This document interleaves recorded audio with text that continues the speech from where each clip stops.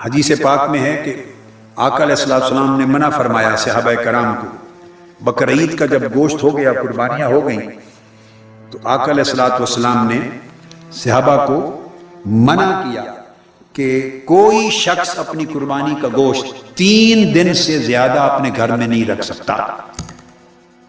3 दिन के अंदर जो खाना है खा लो, जो तकसीम करना है तकसीम कर दो। 3 दिन से जायद गोश्त रखने से मना फरमाता। इसका मतलब है सारा कुछ तो बंदा नहीं खा सकता, यानी 3 दिन के अंदर तकसीम कर दो या खा। 3 दिन से जायद गोश्त कुर्बानी का रखने से ममनुआत फरमाई। उसके बाद जमाना बदल गया, फिर आका अलैहिस्सलाम ने हुक्म दिया कि अब 3 दिन गुजरने के बाद खा भी सकते हो, रख भी सकते हो। खा भी सकते हो, रख भी सकते हो। क्यों? फरमाया फक़द जा अल्लाह बिस्साअत, अब तुम्हारे हालात बदल गए, अब माली और माशी वुसअत आ गई है।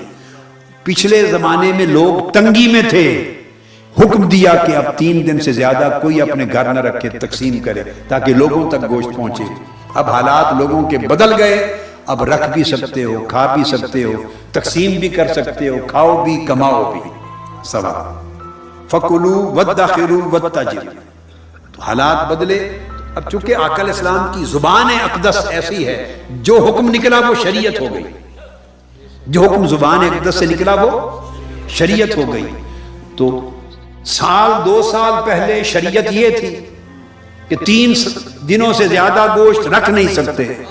हालात बदल गए, शरीयत बदल दी, फरमाया अब खा भी सकते हो, रख भी सकते हो। अब हालात बदल गए।